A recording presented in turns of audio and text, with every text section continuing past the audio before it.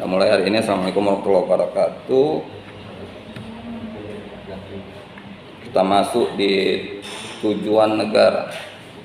Terakhir bentuk negara ya. Terakhir sampai bentuk negara kita kan. Ya, atau tujuan negara udah selesai? Belum kan? Belum kan? 83.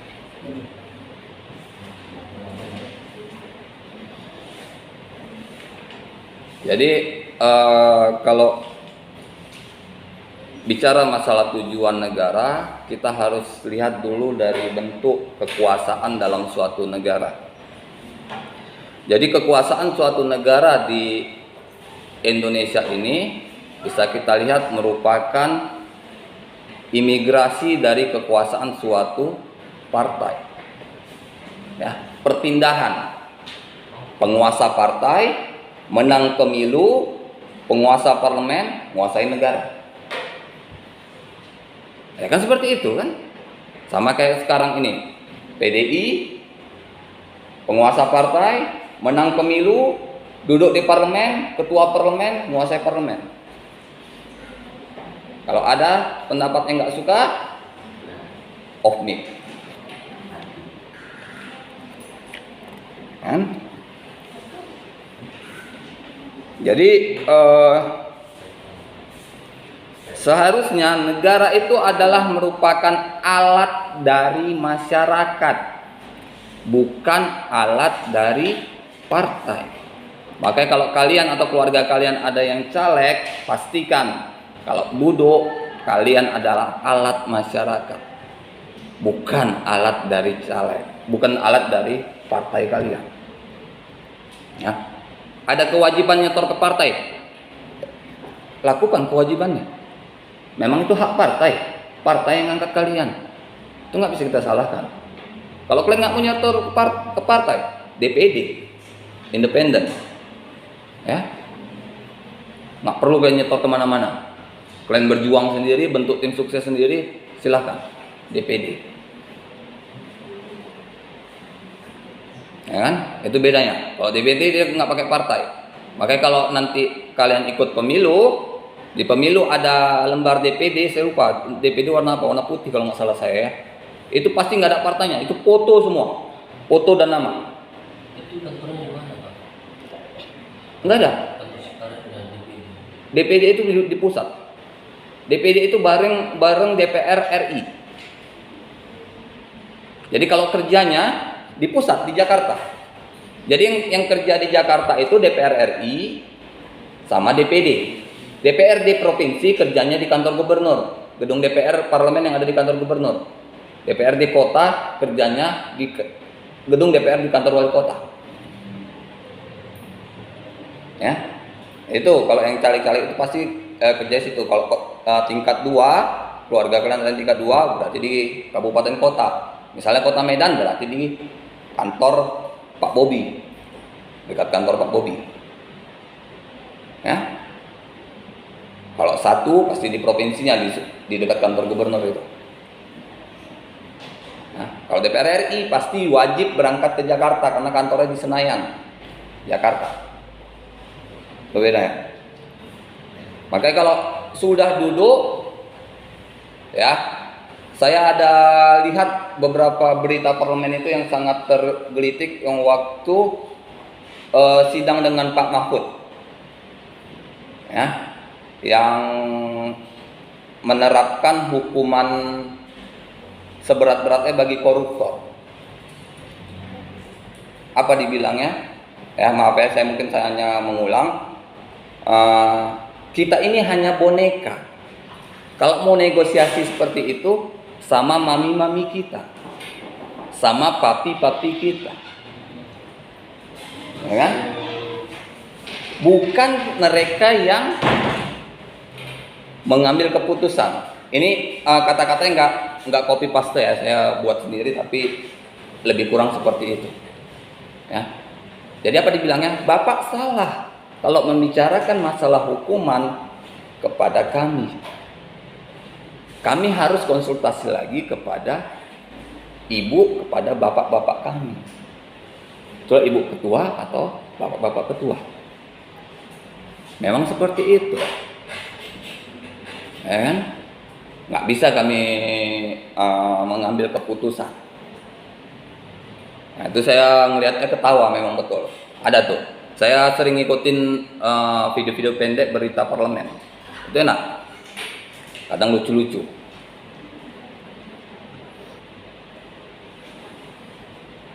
Ya, kekuasaan suatu anggota legislatif itu mutlak terhadap seluruh masyarakat. Gak ada lagi pengkotak-kotakan. Ya, misalnya seperti ini.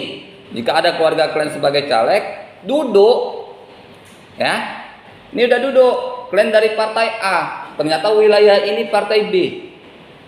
Kalian gak datangin ini, gak bisa. Mereka bisa demo, ya kan? Apa mau kalian jawab? Orang kalian gak milih saya? Gak bisa. Kalian harus kerja berdasarkan dapil pilihan kalian, walaupun di situ suara kalian 0%. Orang pasti ngejar. Kayak selalu saya bilang, kalau kalian berani kritik habis tuh caleg-caleg yang datangnya cuma 5 tahun sekali yang mau mendekati pemilu. Itu biasa gitu, resesnya 5 tahun sekali mau dekat pemilu mereka datang. Nah, kalau enggak tak kemana mereka? 5 tahun loh mereka duduk. Kenapa waktu mau pemilu aja? Reses itu kalau nggak salah saya dengar dari podcast yang ada Krisdayantinya, itu biaya reses itu setiap bulan. Ya, bayangkan kalau cuman kalian 4 dapil, 4 kecamatan, ya, gak ada nih caleg yang datang berdasarkan lingkungan, pasti berdasarkan kelurahan. Bilanglah 4 kecamatan ini 100 kelurahan. Kenapa saya bilang 100? Karena daerah saya seperti saya bilang, 1 itu 34 lingkungan, yang daerah saya 2 16 lingkungan. Ya, sekitar 50 sampai 100. Ya. 100 ya. 5 kali 12 itu 60. Berarti 1 bulan kalian bisa 2 kelurahan. Berat kali rupanya 1 bulan 2 kelurahan. Ya. Di duitnya apa nggak tarik? Negara sudah mengkondisikan itu. Uang reses nggak pernah kecil. Krisdayanti bilang itu di angka 18. Bukan 1,8, bukan 18 juta, tapi 180 juta. Di mana yang nggak tarik? Apa yang kalian bagi ke masyarakat sampai 180 juta? Ya. Tiap bulan 180 juta bagi 2 lingkungan, bagi 2 kelurahan 90 juta. Kalian kasih makan apa dia? Potong kerbau di lingkungan itu. Bisa kalian bikin potong kerbau. Berapa kerbau? 35 juta. Kalian beli, potong, makan rame-rame. Pemilihan berikut pasti kalian dipilih. Bapak itu baik, tiap bulan ngasih kami makan kerbau, sampai naik darah tinggi kami. Kan? Kenyang kami setiap bulan bapak tuh datang kan. Atau misalnya 2 bulan sekali, 3 bulan sekali bapak itu datang. Ngasih makan kami, makan rame-rame. Itu banyak. Kalian boleh cek apa aja yang didapat di anggota legislatif itu. Ada gaji pokok, dana aspirasi, dana ini, dana itu, uang transport, uang makan, uang segala macam ada situ. Uang untuk partai pun ada itu. Keluarkan, untuk partai keluarkan. Berapa partai? 20% minta, keluarkan. Itu memang hak mereka. Gaji pokok kita ya, 20%. Saya lupa dari gaji pokok apa dari dana aspirasi. Antara 2 itu. Gaji pokok ada. Kalau dari gaji pokok misalnya ya kecil lah berarti kan. Gaji pokok anggota legislatif cuma 5 sampai 5,5 juta, paling tinggi 6 juta. Kalau di DKI itu 7 juta. 7 sampai 8 juta di pusat ibu kota. 20% ya. 20% kan baru sejutanya. Ya kan? Kasih, itu memang hak mereka. Partai banyak dia harus ngasih makan lagi. Makan apa? Untuk korban banjir, untuk korban kebakaran, untuk korban ini. Karena gini, kalian lihat tuh para komika-komika itu, apa dibilang? Ya, baliho spanduk partai paling banyak di lokasi bencana. Tapi orangnya nggak kelihatan, spanduknya yang kelihatan.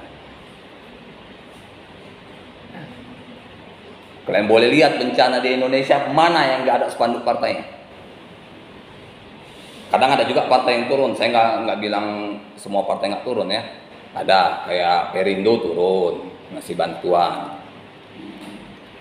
Ya, memang itu kekuasaan itu harus menyentuh masyarakat. Jangan udah duduk lupa. Ya. Kalau setiap pemilihan itu kalau kalian jadi caleg, kalian memang wajib keluar duit. Kalian harus keluar dana untuk membentuk tim sukses. Kalau kalian nggak bentuk tim sukses, kalian kerja sendiri, ini minta bantuan, kasih, nggak jadi apa-apa. Itu tetangga saya pernah kejadian.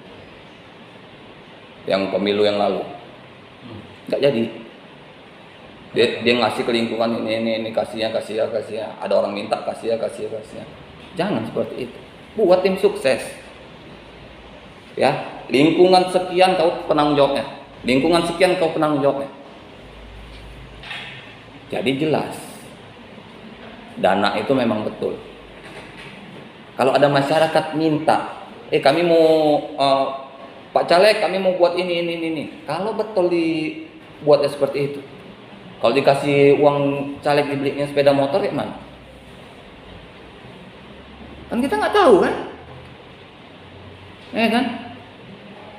Nggak ada tuh caleg ngasih uang, minta LPG-nya. Mana LPG-nya? Bukti kalian udah melakukan ini itu, nggak pernah.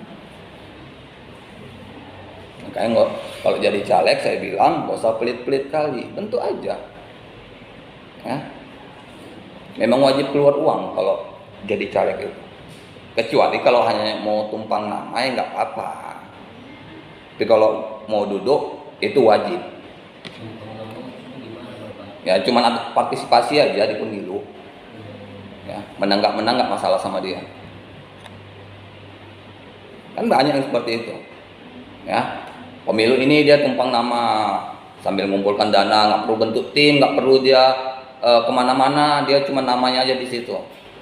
Tahun kedua mulailah dia ke masyarakat, tapi nggak terlalu aktif. Yang periode kedua seperti itu nggak terlalu aktif. Udah kalah lagi nggak apa-apa. Periode ketiga baru digasnya. Memang seperti itu. Ya, karena apa? Karena kalau tidak seperti itu nggak akan jalan. Kecuali memang kalau anggota-anggota legislatif ini mereka duduk langsung nomor urut 1. Itu kemungkinan 90% pasti duduk. Jarang ya nomor urut 1. Karena nomor urut 1 pasti sawerannya gede ke partai. Ya, partai akan memperjuangkan dia. Iya. Kita lihat teori Lortzeng. Lortzeng merupakan pemikir Tiongkok yang hidup sekitar abad ketiga. Ini pemikir-pemikirnya. Jadi tujuan negara dapat dilihat dalam bukunya A Classic of China's School of the Law. Yang semasa hidupnya keadaan Tiongkok adalah sangat kacau dan penuh dengan kerusuhan. Ya, pemerintahan lemah. Tingkat pemerintahan yang rendah tidak lagi tunduk kepada pemerintahan yang tinggi. Jadi kalau Cina pada masa lalu itu banyak terjadi perang-perang saudara. Ya. Itulah sekarang ada perpecahan Cina Taipei, Taiwan. Ya. Hasutan dari Amerika. Amerika sebagai negara adidaya paling takut kalau ada negara yang wilayahnya lebih besar dari mereka. Jadi Korea Selatan, Korea Utara itu Cina juga kan? Korea Selatan, Korea Utara itu dulu Republic of Korea. Kalian boleh cek, tahun 1946 mereka pisah. Ya, ulah siapa? Ulah Amerika. Ya. Kalian bayangkan, kalian lihat di map, kalau Korea itu digabungkan jadi sebesar mana? Sebesar apa itu? Lebih besar dari Indonesia pun lebih besar. Cuma Sumatera aja gitu. Kalau Korea satu, gabungkan Korea Selatan sama Korea Utaranya. Perairan Koreanya satu kan? Pokoknya sebesar Sumatera dengan Jawa aja lah, belum termasuk Indonesia udah triliunan. Apalagi yang dipecahkan lagi? Uni Soviet. Uni Soviet udah berapa kali pecah ya? 12. Udah banyak. Dari Uni Soviet, ada negara, kalau kalian tahu Piala Dunia 94 itu ada Yugoslavia. Ya, kalian boleh cek di sejarah Piala Dunia, ada Piala Dunia itu ada Yugoslavia. Kalian boleh cek sekarang negara Yugoslavia ada apa tidak? Gak ada. Dipecah lagi. Nah, itulah jadi sekarang Rusia dan beberapa negara bagiannya. 13 negara ya. 13 negara. Ya. Apa nggak boleh ada yang lebih besar daripada Amerika? Ya. 13 negara. Bayangkan gimana besarnya dulu Uni Soviet. Sekarang Rusia aja sudah sangat besar. Ditambah 13 negara yang dipecah. Jika disatukan jadi sebesar mana? Ya, yang Kazakhstan, Turkmenistan, Ukraina, itu negara-negara Rusia. Itulah ketakutan Amerika dari dulu. Nah, nggak boleh ada yang lebih besar daripada dia, nggak boleh ada yang lebih kuat daripada dia. Ternyata nggak boleh ada yang lebih besar daripada dia, memang betul dibuatnya. Tapi kalau kuat, orang sekarang banyak diam-diam. Seperti yang udah pernah saya bilang kan, Korea, siapa yang tahu kekuatan militer Korea? Korea Utara ya, nggak ada. Nggak ada. Kalian boleh cek ya, situs militer Korea kalian boleh cek, nggak ada. Kalau kalian jalan-jalan ke Korea Utara itu cuman saya bilang ada 2 yang akses internet, gedung pemerintahan dan gedung militer. Kalian ketahuan mengakses internet dari 2 gedung itu, kalian ditangkap. Jadi HP secanggih apapun kalau kalian jalan-jalan ke sana itu nggak ada gunanya. Cuman gunanya cuma untuk foto-foto aja. Ya, kan udah dibuktikan sama yang penjelajah setiap wilayah negara itu. Dia udah masuk ke Korea Utara, nggak ada sinyal dimanapun. Ya, makanya kalau kalian cari di Facebook juga, kawan kan bisa nyari kawan dari berdasarkan negara. Kalian bikin Korea Utara, nggak ada. Ada mungkin kok orang Korea Utara tapi dia buatnya Korea Selatan.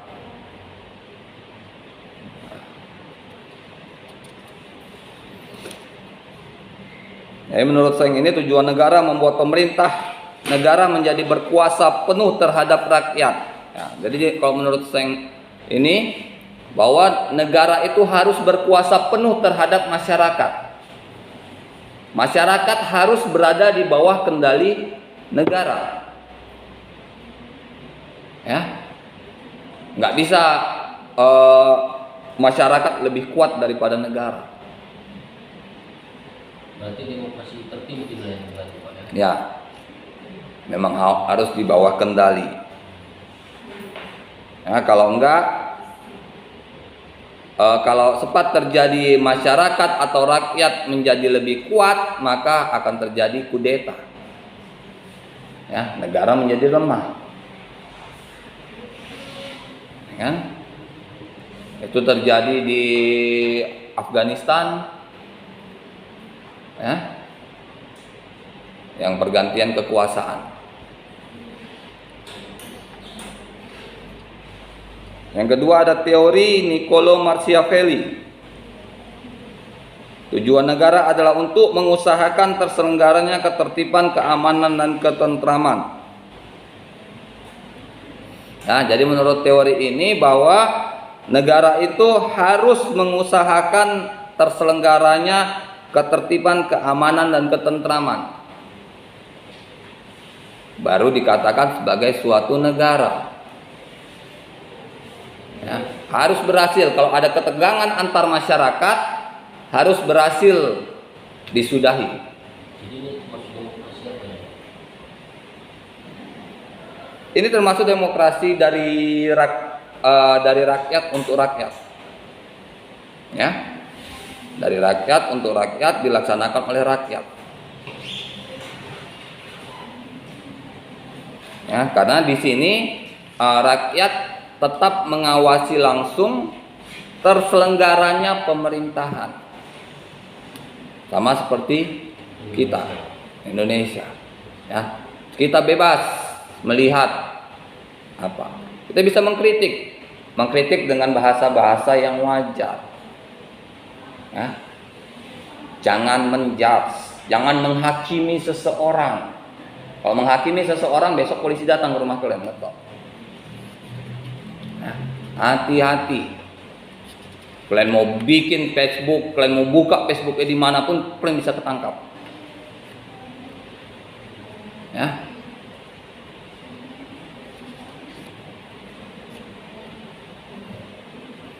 Hati-hati. Makanya kalau Facebook kalian dihack, seperti saya. Facebook saya yang utama sudah dihack, itu saya konfirmasi. Pada tanggal dihack saya konfirmasi bahwa situs ini sudah dihack oleh orang yang tidak bertanggung jawab. Jika ada sesuatu yang terjadi kerugian akibat Facebook ini, maka di luar tanggung jawab saya. Selesai. Jadi kalau nanti terjadi masalah, saya dipanggil polisi, saya buktikan tanggal sekian saya sudah bikin posting. Kenapa dia bisa ngirim kalau diminta? Memang saya nggak bisa membukanya lagi, Facebook utama saya. Kalau terjadi seperti itu, kalian komen pakai Facebook kalian yang baru ke Facebook kalian yang lama yang dihack itu, harus kalian lakukan. Supaya kalau terjadi masalah dipanggil polisi, kita punya buktinya. Kalau ini udah dihack pada tanggal sekian, kalau permintaan transfer misalnya di tanggal sekian, setelah tanggal kita konfirmasi, berarti kita nggak salah. Kenapa dia nggak baca? Ya kan? Ya, sebagai penganut paham realistis, Machiavelli menyatakan bahwa negara itu ada untuk kepentingan sendiri dan harus mengejar tujuan dan kepentingan dengan cara yang dianggap paling cepat. Ya. Jadi negara itu ada untuk kepentingannya sendiri. Apa kepentingannya itu? Yaitu untuk memajukan, memakmurkan masyarakatnya.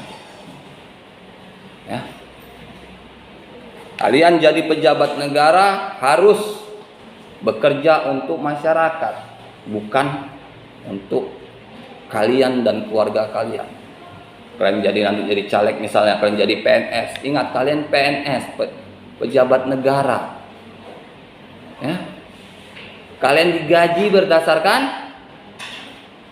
dari pajak negara, pajak masyarakat, dari PBB, pajak kereta. Itu yang untuk menggaji PNS. Kalau nggak dari mana uangnya coba? Ya, pajak TKI, pajak rokok. Jadi pertanyaan saya Pak, seperti kata Bapak, pajak itu kan tiap tahun kita bayar Pak. Jadi cuma menggaji mereka itu. Rokok? Itu tiap tahun soal pajaknya Pak. Mana mungkin tiap bulan? Rugi lah. Rokok tiap hari. Rokok kan berdasarkan penjualan, bukan tiap bulan dibayarkan. Ya, rumah makan, kalian makan di restoran, setiap kalian makan, mau sehari itu kalian 2 kali 3 kali balik, ya tetap kalian bayar pajak 2 kali 3 kali, bukan sekali doang. Ya, pajak rumah makan berapa? 10%. 15% sekarang. 15% pula, ada yang bikin 15%, standarnya 10. Memang ada itu yang bikin, 20 pun ada yang bikin. Di tinggi ke 15%. Di mall-mall itu 20. Ya. Jadi nggak usah gaya-gayaan kalian makan-makan di mall, kalian makan misalnya KFC atau McD di mall, ya bagus kalian yang KFC McD di jalan-jalan kan ada juga KFC McD itu. Beda itu pajak, kalian boleh tes. Yang PKL itu. Ya? Yang ada 7.000.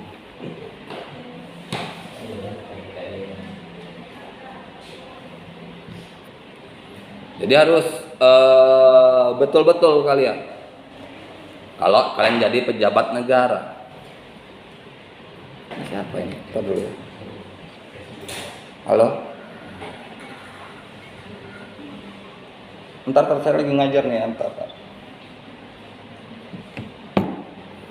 Ya, jadi kalau kalian masih muda-muda, pasti banyak tujuan, banyak hal-hal yang ingin dicapai. Ya, ikut PNS, duduk, ya, ikut bank, duduk, ya. Ada juga nih kadang yang kerja-kerja di bank, yang kerja-kerja jadi CS, jadi teller di bank itu jutek-jutek. Saya nggak ngerti. Kalau jadi pengacara gimana ya, Pak? Pengacara kalau kalian bekerja jutek atau bangsa nggak open, yakinlah besok nggak akan balik lagi orang. Nah, berita tentang kita pun udah tersebar kemana-mana. Nggak bagus itu, bapak itu, ibu itu nggak bagus. Saya mau konsultasi aja di antara iya dengan nggak dengar ya, macam nggak ikhlas. Jangan. Ya. Jadi kalau dari dulu tuh seorang yang menjadi pengacara, kalian boleh lihat nanti di pengadilan negeri, mereka duduk-duduk tuh di tangga-tangga pengacara, di tangga-tangga pengadilan tuh, atau keliling-keliling di sekitaran biro administrasi pengadilan itu. Di pengadilan agama pun seperti itu. Kalian pikir itu pengangguran? Itu pengacara. Ya, pengacara, pengangguran pengacara. Enggak, memang mereka betul pengacara. Kenapa? Karena orang kalau jadi pengacara, kalau misalnya nggak ada koneksi, ya, kita nggak ada koneksi, nggak punya nama besar, dari mana orang percaya sama kita? Satu-satunya cara untuk kita mendapatkan klien apa? Kasih pendampingan gratis. Maksudnya gimana itu, Pak? Ya, seluruh biaya kita tanggung sendiri. Gila, Pak. Itulah memang. Kalau mau membuat nama kita bagus, seperti itu. Memang seperti itu. Bisa terjual lah itu kampung halaman. Nah, maka lihat dulu yang biasanya orang dampingi itu, kalau kasus-kasus pertama itu bukan kasus-kasus besar. Misalnya perceraian, ya, gugatan biaya nafkah, harta gono gini, gugatan hak asuh anak, itu kan nggak terlalu banyak biaya, ya kan? Jangan pula udah masih pertama, kalian terima, kalian tangani kasus sengketa tanah, udah meninggal kalian. Lain jalur. Bukan lain jalur. Berapa biaya yang harus kalian keluar, ngeleges ke sana, ngeleges ke sini, ambil bukti ke sana ke sini, ya kan? Mending kalau pengadilan sengketanya di pengadilan Medan, tanahnya di Medan. Kalau tanahnya di Deli Serdang, di tebing tinggi, harus bolak-balik melakukan pengukuran dengan BPN, balik lagi ke Medan. Oh ternyata salah, balik lagi. Kan kata pengadilan gitu. Oh salah, oh belum lengkap ini katanya, balik lagi, balik. Jangan yang seperti itu, yang simpel-simpel aja dulu. Ya, pengadilan agama tuh banyak tuh kalau kasus perceraian hampir tiap hari itu ada. Kan tahu aja. Kasus apa kak perceraian? Ada pengacaranya? Belum. Pakai saya aja kak ya. Oh saya nggak bisa bayar, udah kak gratis kak. Serius gratis gitu. Ya gratis. Tapi kalian harus tahu juga berapa biaya pendaftaran pertamanya. Jangan kalian asal bilang gratis, kalian nggak punya uang untuk nutupi biaya pendaftaran perceraiannya. Hancur lah. Kalian yang dikejar-kejarnya. Juta-juta ya juga itu. 18. 18 Pak. 18. Saya pernah mendampingi. Itu juga ada 18. kadang di kampung itu Pak. Ya. Untuk biaya awal. Tapi biaya kan bisa pulang setelah putusan, bisa pulang. Caranya? Ya minta suami yang bayar biaya pendaftaran. Kalau kita mendampingi istri, minta si suami yang bayar. Tapi kalau kita mendampingi suami pasti suami yang bayar.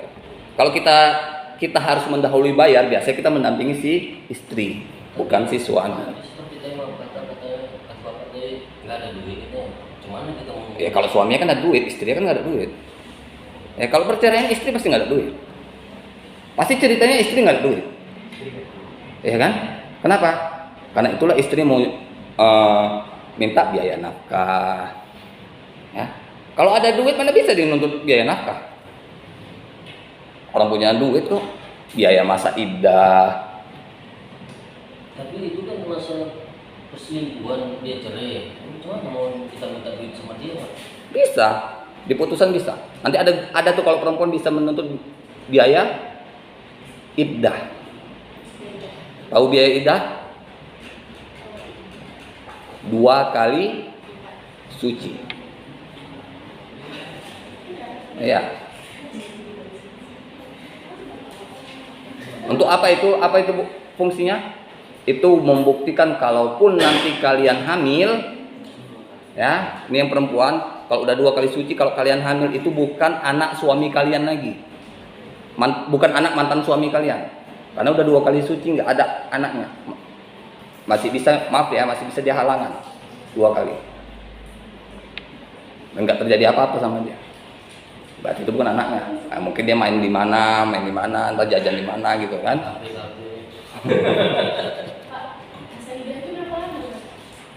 Kalian yang tahu. Saya mana tahu. Gini, ya maaf ya. 2 kali kalian halangan. Nah, kalau kalian nggak ngerti ya seperti itulah. Itu pasti kalian ngerti. Nah, berarti 80 hari.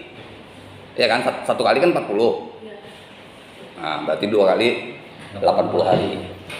Jadi kalau setelah 80 di hari 100 kalian positif, nah berarti itu kalian sama yang lain. Bukan sama suami kalian, bukan sama mantan suami kalian. Ya kan? Karena 2 kali. Kalian boleh tanya juga ke dokter, kalian boleh cek juga di situs kesehatan. Kalau kalian udah 2 kali suci, kalian tidak hamil, tidak ada tanda-tanda hamil, itu berarti enggak apa. Pasti kalian enggak hamil. Ya. Kalau hamil itu biasanya, ya, datangnya masa bulan itu biasanya suka enggak beraturan, bahkan kadang enggak keluar. Ya. Itu. Jadi kalau mendampingi itu seperti itu, mana yang bisa kalian tuntut lagi, misalnya pengadilan masa tunggu, uang nafkah. Kalian bisa juga menggugat seperti ini, ya. Misalnya contoh ya, kalian sebagai perempuan ternyata kalian bekerja dari sebelum nikah, kalian udah bekerja, punya penghasilan sendiri. Ini pernah kejadian, ya. Ternyata selama hidup misalnya 5 tahun atau 10 tahun bilang kalian biaya hidup sendiri, jajan apa segala macam, kalian simpan bondnya, ya. Ingat ya catatannya, setiap kalian jajan di luar, kalian simpan bondnya. Ini pernah kejadian. Istrinya dokter, jadi setiap makan di luar dia sama kawannya disimpannya bondnya. Bond dia, bukan bond dia sama kawannya, bond dia. Ya, saat suami yang ngajukan gugatan cerai, dia nuntut biaya nafkah selama pernikahan. Bondnya dihadirkan di meja persidangan, hampir 1 miliar selama 10 tahun. Ingat, istrinya dokter, jajannya mungkin KFC pinggir jalan. Ya kan? Dokter jajannya pasti ke mall besar, ya kan? Udah pasti pakaiannya merek, itu juga masuk, ya, karena itu pakaian itu juga termasuk hak istri yang bisa didapatkan dari suami.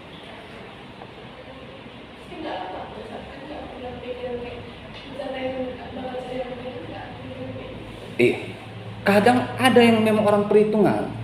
Memang gini, tujuan pertamanya bukan untuk gugatan cerai. Tujuan pertamanya dia mengumpulkan itu untuk melihat berapa pengeluaran dia sih setiap bulannya. Ya, bulan ini berapa, bulan depan berapa, naik apa turun, sesuai nggak dengan penghasilannya. Maka tujuannya seperti itu, bukan untuk gugatan. Tapi kalau udah terjadi gugatan cerai, pasti dicari sekecil apapun kesalahan si suami itu pasti istri mencarinya. Walaupun nggak ada pun dibuatnya ada, supaya istrinya memperoleh keuntungan. Pasti itu. Jadi 1 miliar berarti harus dibayar suaminya itu 1 miliar itu Pak. Harus. Putusannya memang dibayar. Ya. Karena itu memang hak si istri. Jadi dia selama nikah itu nggak pernah menerima nafkah dari suaminya, dan suaminya pun nggak ngasih, disimpan suaminya sendiri. Suatu waktu kalau memang diminta istri ada, ya, dia pakai uang dia pribadi sebagai dokter untuk jajan ke sini, jajan belanja ke sini sebuah segala macam.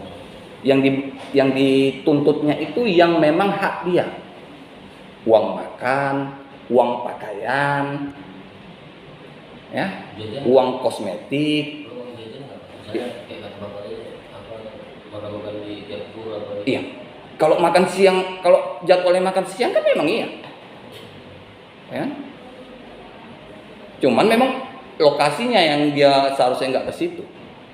Tetap harus dibayar gitu. Harus dibayar. Ya.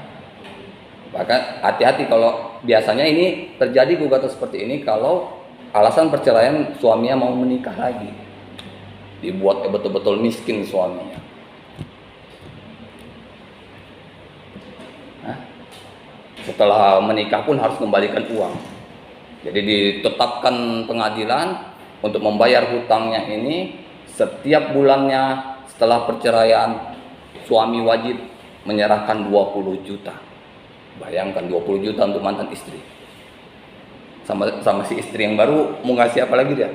20 juta untuk mantan istri. Itu baru untuk mantan istri. Kalau ada anaknya lagi, meninggal deh. Ya kan? Makan anak, pakaian anak, sekolah anak, les anak. Itu biasa kayak gitu. Ya, kalau udah bercerai misalnya, itu Islam semua hukum. semua hukum ada. Di pengadilan negeri juga ada. Jadi gini biasanya, kalau udah biasanya kalau udah cerai, ya, ini anak nggak pernah les ini, ya kan? Selama hidup berkeluarga nggak pernah les. Rupanya udah masuk pengadilan, didaftari anaknya dengan di les terkenal, yang biayanya luar biasa, les internasional. Biasanya perempuan gitu, pandai mereka. Didaftarkan ke les terkenal. Pak Hakim, sekarang anak saya sekolah di sini, biaya sekian, les di sini, per bulannya bisa misalnya 9 juta. Ya. Untuk anaknya udah berapa? Pakaian anak, ini vitamin anak, uang dokter anak sebulan sekali, ya, ini segala macam. 30 juta lah berarti per bulan itu. Itu bisa. Ini saya bikin gini, jangan pula kalian yang perempuan kalian jadikan senjata nanti ya. Nanti orang dia jadi Pak Adri, jadikan senjata. Kalian jadi perang keluarga nanti yang ada antara keluarga kalian yang si istri dengan keluarga suami. Jadi perang tuh nanti.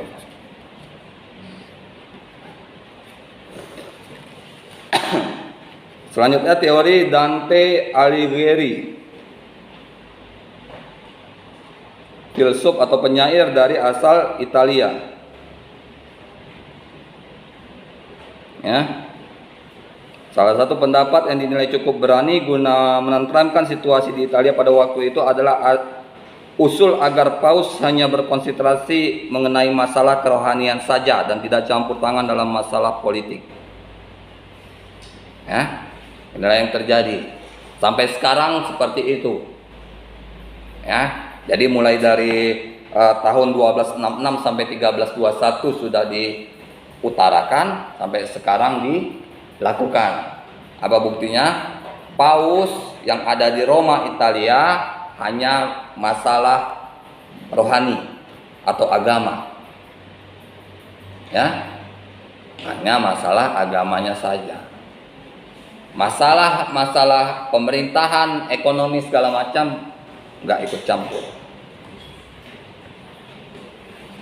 Ya, itu menjadi masalah menteri-menterinya. Ya. Seperti yang saya bilang, kalau Vatikan itu adalah negara. Ya, negara dalam negara. Negara paling kecil di dunia. Kalau yang isinya Paus, bagaimana cara orang itu makan? Maksudnya devisa negaranya cuma cara dapatnya, cuma gereja dan terus itu Pak. Itulah, saya pun nggak. Devisa negaranya mana caranya Pak? Tapi memang kan mereka negara yang nggak ada pemerintahan. Mereka diakui sebagai negara, tapi nggak ada pemerintahan. Negara itu cuma yang sebatas Vatikan Roma itu. Iya, makanya cara dapatkan devisa negaranya macam Ya dari uang gereja aja lah. Uang gereja kan banyak. Gereja nggak ada yang miskin, betul nggak? Gereja nggak ada yang miskin. Ya, ya. Apa kata si Mongol? Ya, kalau orang Islam 2,5% per tahun, mereka 20% per bulan. Ya, dan kita lihat saudara-saudara kita yang umat Kristiani yang datang-datang ke gereja yang sekitar tempat tinggal kita, gak ada yang orang susah. Ya. Apa buktinya? Ya, kalau rumahnya dekat, sedekat apapun pasti bawa mobil, nggak ada yang bawa motor. Nggak pernah ada parkiran motor di gereja kalau lagi ibadah. Adapun parkiran motor paling penjaga gerejanya. Ya, kalau yang dari luar kota pasti nyewa bus yang terbaik, yang nggak ada lecetnya. Berarti bus pariwisata. Ya. Terus saya bilang, kayak saya banyak saudara-saudara yang Kristen juga banyak, yang kawan-kawan dari Kristen pun banyak saya. Kayak saya tahu, saya pun ngajar di Stekit Liyama ini kan hampir 90% kan mereka Kristen di situ. Ya, ada juga prodi pendidikan agama Kristen di Liyama itu. Teori John Locke bahwa negara didirikan untuk memenuhi dan melindungi hak asasi manusia yang yaitu hak untuk hidup, hak kemerdekaan dan hak atas milik pribadi. Ya. Jadi dari John Locke ini sudah ada pembicaraan masalah perlindungan hak. Berarti HAM juga yang termasuk. Ya. Jadi masalah perlindungan HAM ini bukan hal yang baru. Ya, jadi terkait perlindungan HAM ini, hak untuk hidup segala macam, ini terjadi dari pengungsi Rohingya yang ke Aceh, yang ditolak. Ya, kenapa ditolak? Kalian tahu? Karena ternyata mereka setelah diterima di Malaysia, diberi wilayah, mereka ingin wilayah itu menjadi wilayah mereka. Kudeta. Ya, itu juga terjadi di Aceh. Mereka mau mendirikan negara di wilayah yang ada di wilayah negara yang menerima mereka. Begitu juga di Aceh. Ya, di Aceh seperti itu. Makanya bahkan sekarang yang sudah terlanjur ditampung di Aceh disuruh pergi nggak mau, diusir nggak mau. Dan kalau dikasih makan, kalian boleh lihat videonya. Itu nasi udah banyak dari ukuran orang normal Indonesia. Terlalu sedikit katanya. Gimana makan dia? Sebanyak mana? Menurut saya itu Ada itu videonya. Baru tadi pagi saya lihat. keturunan dewa berarti itu Pak. Itu baru saya lihat tadi pagi. Tadi pagi saya baru kali ngeliat tadi pagi lah. Nah, udah banyak itu nasi. Lauknya di plastik, dipisah. Nampak nasi itu banyak, nasi doang banyak. Dibilangnya terlalu sedikit. Itu namanya munafik Pak. Itulah dia menjajah. Ya. Nanti udah lama, dia udah 3 tahun, 5 tahun di negara itu, dia minta negara itu menjadi negara dia. Dia akan kibarkan bendera. Itu yang bahaya. Di Malaysia terjadi seperti itu, maka di Malaysia mereka diusir secara paksa. Kalian boleh cek beritanya. Malaysia, Indonesia, Brunei menampung mereka karena akidah seiman, tapi mereka Itu makanan dari mana? Dari negara mana? Rohingya Pak, aslinya Pak. dari Filipina ya, saya pun lupa. Coba kita cek ya biar nggak salah ya.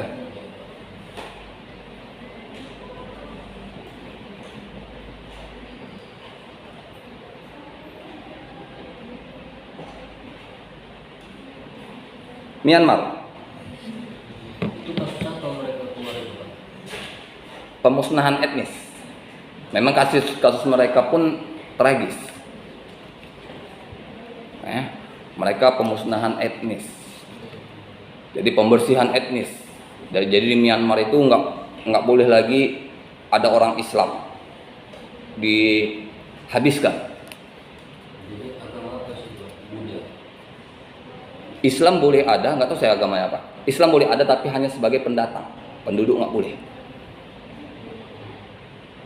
Disuruh pindah agama mereka nggak mau, jadi diusir atau dibunuh. Karena mau ada pemusnahan itu, mau dibunuh. Makanya mereka lari dengan kapal ke negara-negara terdekat. Yang luar mereka datangi itu Malaysia. Negara terdekat. Malaysia mereka luar datangi setelah 5 tahun kalau nggak salah saya, Aceh. mereka mau mengibarkan bendera, mau minta itu sebagai wilayah mereka. Nggak bisa. Makanya Jantung tuh Pak. sekarang warga Aceh mengusir mereka. Asli, videonya banyak yang warga Aceh. Karena bukan hanya terjadi di Malaysia, di Aceh pun sudah terjadi. Mereka yang sudah tinggal di Aceh nggak mau disuruh keluar. Gampang tuh Pak. Sianidanya kasih makan. Uji kok. Mereka dilindungi UNHCR, Lembaga Internasional Pelindung Hak Asasi Manusia. Jadi yang mengurusi pengungsian. Kayak ini Pak. Racun cyanida itu. Itu cara membunuh pelan-pelan Pak. Nggak bisa juga, itulah karena mereka dilindungi. Ini dia awasin. Mereka benar-benar diawasin. Nah, guys, salah satu cara yang terakhir datang itu nggak boleh. Dibalikkan lagi ke kapalnya. Tapi karena mereka apa? Padahal Indonesia ngasih lagi bantuan. Ya, beras, mie instan, telur. Apa yang dilakukan mereka? Mereka buang ke laut. Ini caranya Pak. Mereka bukan minta bantuan, mereka pingin wilayah. Itu udah jelas. Ada tuh videonya. Kalian boleh cek di Snack di TikTok, ada tuh videonya. Iya gampang Pak. Bunuh pelan-pelan aja. Testing. Itu yang perlu kalian lihat. Kalau kayak gitu ya kan. Nanti bicara ini ya, kalau tahun depan saya megang hukum internasional, saya bicarakan lebih jauh. Biasanya saya megang hukum internasional di semester 2. Nggak, tahun depan semester 2. Selanjutnya ada teori Immanuel Kant atau Immanuel Kant. Negara mempunyai tujuan untuk menegakkan hak dan kebebasan warga negara yang telah diatur dalam hukum. Ya. Jadi negara itu harus menegakkan apa yang sudah dibuatnya. Ya, makanya setiap negara itu, ya, kita bicara di luar Indonesia, Malaysia itu undang-undang itu tidak terlalu banyak, kalian boleh cek. Makanya Malaysia itu sangat heran, Indonesia bisa mengeluarkan undang-undang yang cukup banyak dalam 1 tahun. Kalau Malaysia itu paling setahun itu mengeluarkan 2 atau 3 undang-undang. Karena Malaysia itu katanya Pak, kejam kali Pak, salah sedikit cabut, jadi orang banyak tobat Pak. Itu maka kalau pembuat undang-undang ini, hukuman undang-undang di Indonesia itu seperti yang saya bilang tadi di awal, harus persetujuan nyonyanya, harus persetujuan tuannya. Siapa itu? Pemilik partai, ketua umum. Nah, kalian sebagai caleg duduk, ya, pembahasan misalnya undang-undang korupsi, majulah wacana hukuman mati bagi koruptor, Ngantuk semua tuh Pak. ya. Ngantuk semua. Kalian setuju, ya kan? Kalian bilang setuju. Selesai sidang kalian dipanggil ke kantor DPP. Kenapa bilang setuju? Siapa yang memberikan kamu hak untuk mengatakan setuju? Kalian masih ada ketua, kecuali kalian anggota legislatif, kalian ketua partai. Kalian mau bilang setuju, kalian ketua partai duduk anggota legislatif, kalian bilang setuju. Anggota kalian di belakang semua setuju. Ya. Makanya kalau enggak akan bisa. Ada pandangan paham sosialis, memandang manusia sebagai makhluk yang setara, dengan tujuan memberikan kebahagiaan hidup yang merata dan sama kepada setiap warganya. Ya, jadi kalau paham sosialis ini adalah semua masyarakat itu sama, semua manusia itu sama. Jadi kesejahteraan, kemakmurannya itu tetap sama. Mana contoh? Brunei. Jadi di luar keluarga kerajaan itu taraf hidup masyarakat Brunei itu sama. Nggak ada yang super wah, nggak ada yang terlalu miskin. Itu sama. Kalaupun ternyata dia dapat penghasilan dari luar negeri yang cukup besar, pasti nggak akan dipublikasikan. Dan jarang mereka akan kembali ke negaranya.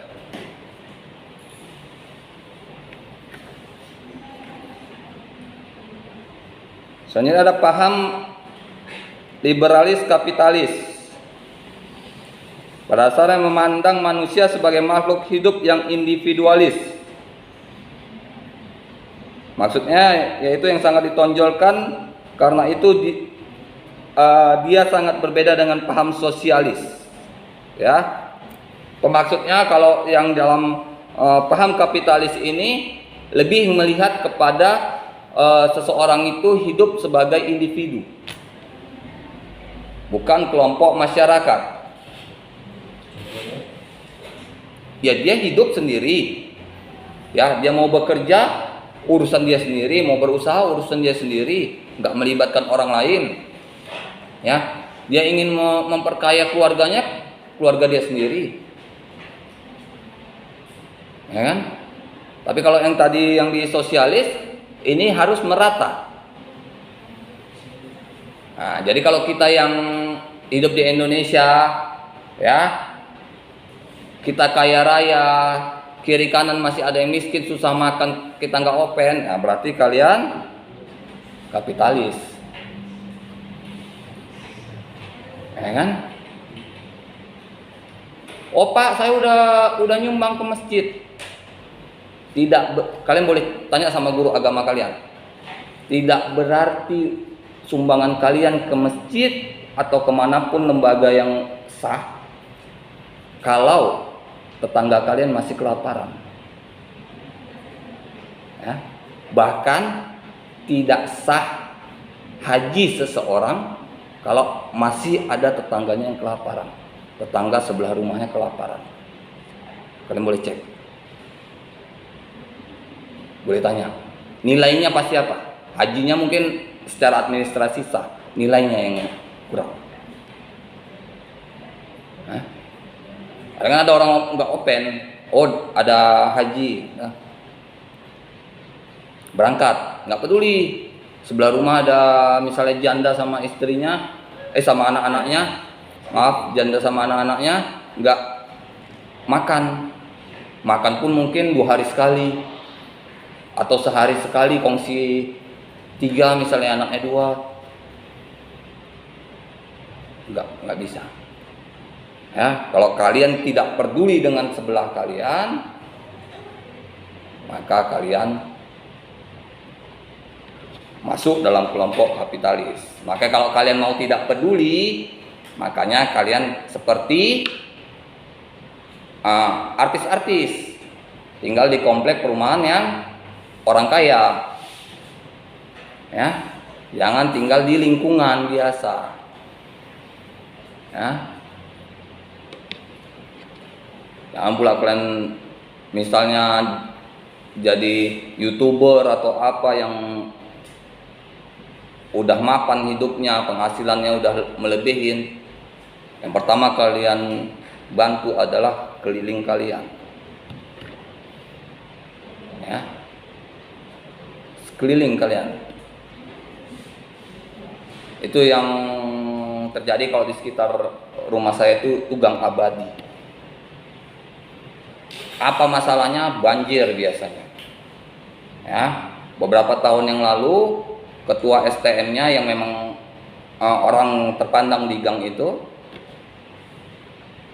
kalian lihat kalau kalian di gang abadi itu naiknya itu hampir setengah meter itu gang naiknya dari jalan utama,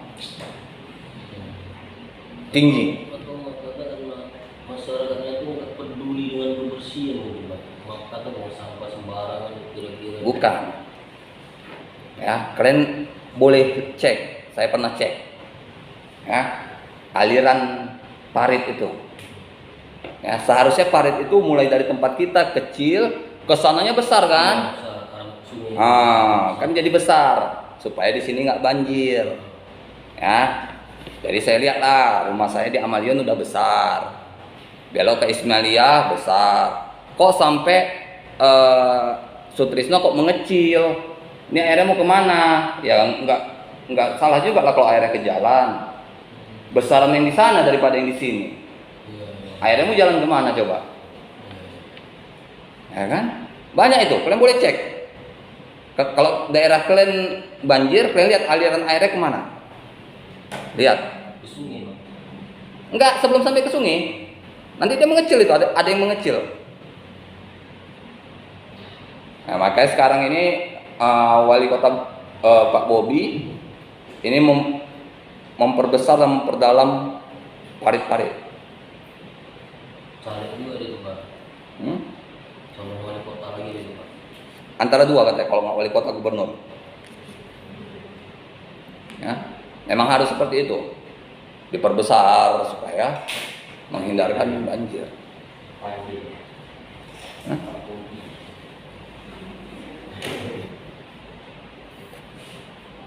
Jadi kalau nggak kalian lakukan seperti itu ya nggak akan mungkin. Jadi kalau ikut calon gubernur saya akan jadi orang kaya dia itu. Itulah yang nggak tahu kita ya kan. Kalau daerah saya itu selalu tuh ya, yang tinggal di daerah Komat, sekitar Komat pasti tahu, Simpang Ismailia, Simpang Laksana itu pasti banjir. Ya. Yang tinggal di daerah sekitar Komat tuh pasti paham betul. Setiap hujan pasti itu banjir. Dan termasuk tinggi. Ya kalau kereta-kereta metik itu wajib mati lah. Ya. Itu wajib mati. Jalan Ampera itu Pak ya. Ismailia tuh Simpang Ismailia Masjid itu sama sana Amalion Simpang Laksana, Ah, ya kan? Yang terakhir ada pandangan sosialis demokrat. Itu merupakan reaksi terhadap sistem kapitalis yang berkembang pada abad ke-20. Tujuannya adalah untuk mesejahterakan rakyat melalui peran aktif negara dalam memberikan jaminan kesejahteraan terhadap rakyat. Ya, jadi di sini ditekankan bahwa peran aktif pemerintah untuk menjamin kesejahteraan masyarakatnya.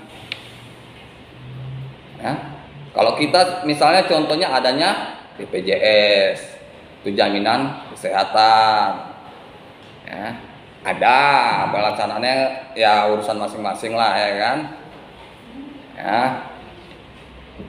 Bantuan COVID misalnya, bantuan apa nama itu yang uang UMKM. enggak, yang uang COVID itu yang 600.000, Bos. enggak, yang 600.000, BLT. Nah, itu juga enggak, tergantung daerah masing-masing lah, saya nggak berani bilang. Karena apa? Karena yang seharusnya dapat di daerah saya nggak dapat. Ada seorang janda yang sama sekali nggak punya kerjaan, itu malah nggak dapat, yang lain dapat. Yang berkeluarga, yang istrinya kerja, yang suaminya kerja, itu dapat. Kan nggak cocok, ya kan? Makanya harus seperti itu. Sama kalau kalian nanti misalnya jadi caleg atau keluarga kalian jadi caleg, kalau ingin memberi bantuan atau kalian nggak usah lah caleg, kalian orang kaya, ya, kalian punya uang berlebih, kalian mau bantu orang, saya sarankan kalian sendiri yang memberikan bantuannya. Jangan melalui perantara orang lain. Kalau udah melalui perantara orang lain nanti banyak di sunat. Ya, nih kalian kasih nih misalnya 10 juta untuk janda yang di sana. Kalian kasih ke anggota percaya kalian, sama dia udah tinggal 5 juta. Kasih lagi ke anak buahnya, diambil lagi 2 juta, tinggal 3 juta untuk si janda. Dari 10 juta tinggal 3 juta. Nah, kalau kalian mau yakin sampai langsung kalian kasih. Kalian rasa kalau ngasih uang itu terlampau sedikit, udah kasih bahan makanan. Ya, beras 5 kilo, mie sekotak, telur sepapan, dah selesai. Paling itu habis cepet limpul antar 200. Udah membuat hati masyarakat, misalnya janda atau orang miskin itu senang. Kalian dapat pahala. Ya kan? Padahal nggak seberapa. Kalau untuk kehidupan kalian misalnya, yang sekarang ini 100 limpul bisa habis berapa hari?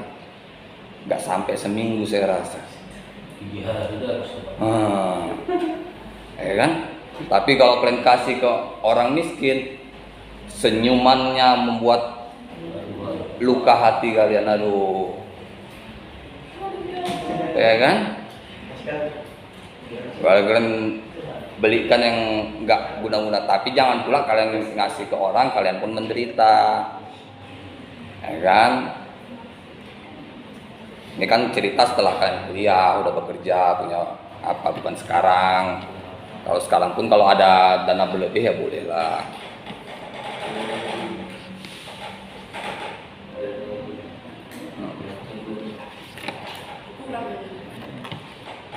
Belum, saya Pak.